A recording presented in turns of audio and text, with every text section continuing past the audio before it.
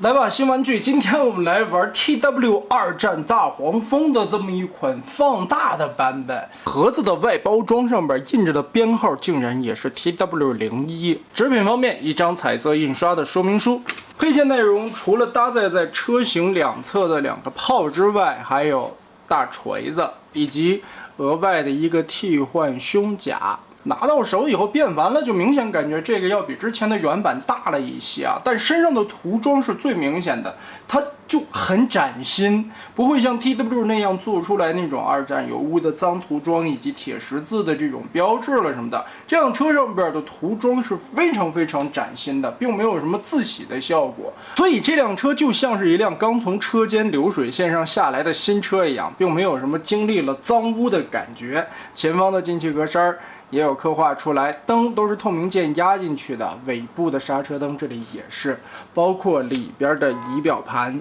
反正一些刻画的细节，这些涂装倒是都有做。车窗是透明玻璃材质，而且吧，这个板件本身来说，其实当年的 TW 二战风料子挺厚的，这回放大了以后，那板件就更厚了，但手感摸起来，变形下来的感觉，这个材质是要比 TW 的那个原版的材质软特别多的，就是柔韧的那种感觉啊。我们直接来开始变形吧。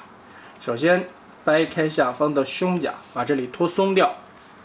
脱开后方这里的燕尾滑槽，车门这里拉开，下方的这两处燕尾卡榫是关键的锁定位置，前边的机盖拉开。先从腿部变起，两只脚中间的所有的连接位点分开，膝盖双关节，把这条腿拉长，小腿这里的变形掀开这一块，然后整体的往起翘一些，把后边这一块装甲整体往上翘，就掀起来中间的这么多的合金连杆，接着把这里边的中间这一条立起来，翻折180度，前面的装饰零件，脚丫子往出掏，脚尖拉平，我们整个的翻过来，同时在内侧这里还有一个脚趾头的零件，整个的翻到后边，两边扯开，然后轮子，注意里边带合金连杆的地方往下翻折，套合过来，把这根合金杆子再支撑到脚踝处，中间的这一片往上立，放在这个地方。脚底变完之后，腿板往内收这一片，然后通过一个双关节的回落，对准这个尖儿，把腿完全的捏上。另外靠近这个关节处还有一个插点，把这里也定到位。两条腿变形完成就是这个样子。接着往上胯部的变形，座位后排的一分为3，中间的这一片往上立，然后把这些靠背都折起来，外侧的这个门板往内折叠，再往大腿侧面这里翻折，贴成大腿的造型甲，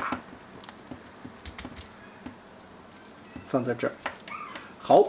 腰身拉开，其实现在下半身我们就已经变完了。车头的处理，刚才我们已经拉开了整个的机盖，现在把轮子侧面的这一片拉松，往下旋转，脱开中间的卡。座位的靠背，此时我们旋转一点点角度，腾开空间，把它打横。胳膊拖出的时候注意，把这个边缘让过靠背打松掉。然后肩头这个地方有一个双关节往开搓，根部这里是合金的零件。两只胳膊拆出来以后，注意根部的这一片肩胛，我们往出旋转一定的角度。这个地方会很紧啊，使点劲儿。好，掰出来。头部拖出之前，记得这里边有一个小的零件，把它立起来，然后再从根部整体把头部揪出来，放在这里。变到现在的样子，其实上半身已经变得差不多了，但肩膀转不下来，因为这一块还卡着。我们把这两个备胎，假的造型备胎旋转180度，缩到这里面去，肋下的这一块打开，翻出来这2个零件，再往内收，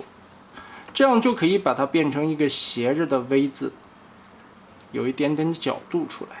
变到现在的程度之后，把上方整体90度往下放，调整一下这块板件中间卡子的位置，胸板往上提，对准中间的凹槽插合。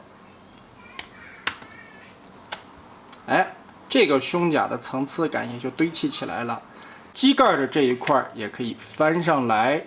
哎，这个驾驶舱就贴在这儿吧。双关节再把这一块弯折下来。腰部的合金杆进行 Z 字收缩，卡住中间的插扣。小臂旋转座椅，靠背贴合，拳头翻出来。这一块板双关节往这里放，中间这里有一个小小的定位点，但这个定位点插的不很紧，拧到正确的角度来，指头打开。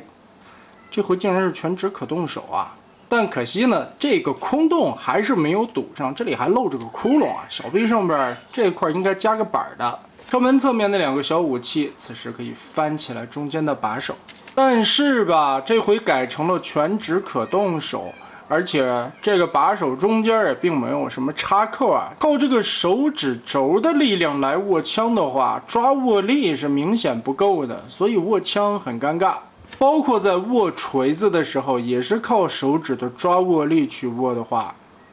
只能说将将的放在上面，比握枪的效果好一点点啊，也是不太紧的。所以还好吧，这个扣子可以抓，这样握起来的话，锤子造型怪怪的，拿横了。你锤子不是应该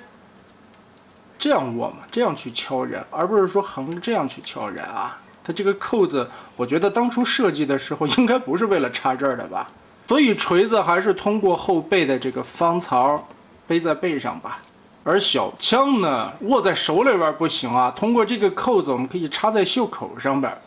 第一个遮挡了这个地方的空洞，第二个刺客信条嘛，对不对？地刺，啊，这样看也还好吧。另外就是这回带的这胸板的更换了，打开这个地方料子很软，直接揪就可以了。拿出来替换的胸板，就可以直接跟这儿插上去，然后再结合。不过我个人来说，还是喜欢这个涂装的层次比较丰富一点的。各位喜欢换哪个，看个人的喜好来吧。而头部这里呢，造型刻画的还不错吧？打开这里。也可以替换战斗面具扣上，这个和 MPM03 当时那个意思差不多，但是在收纳起头盔的时候，这个盖子会有一些松，头顶的这块插的不是太紧，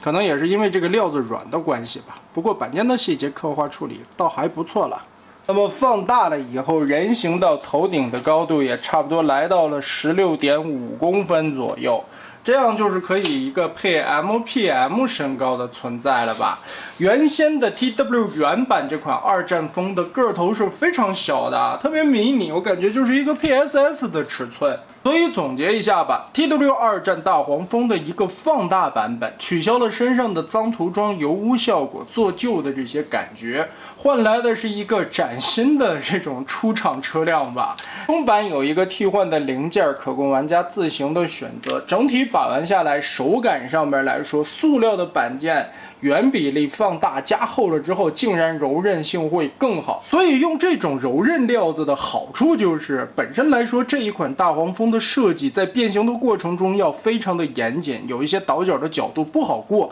但你使用了柔韧的用料以后呢，你可以用一些料子的韧性把它变形过来，这个在把玩体验上面是好的。不好的地方在于，它变完形了以后，站立的稳固度、关节的支撑力度，我感觉是没有原版那个小的强的，可能也是因为材质的关系吧。稍微的带了点韧性之后，让这些关节的阻尼感不如原先的版本。但翻回来还得说一个观点 ，TW 的这条二战产品下，它本身主打的就是一个战损的配色，尤其是这个题材、这些角色作为一个原创的类型，我觉得还是有一些做旧的效果会更好看一点，这样显得太新了，反而让人觉得怪怪的。你如果身上再加上一些脏旧的效果涂装可能会更好一点吧。所以这款的产品素质就是视频里展现的这个样子，该用合金的地方用合金，该用韧性料子的地方用韧性料子。不过翻回来说 ，TW 这款二战风因为是一个挺古早的第三方玩具了，现在市面上的价格也挺高，而目前的这一套放大版本价格可能会更实惠一些吧。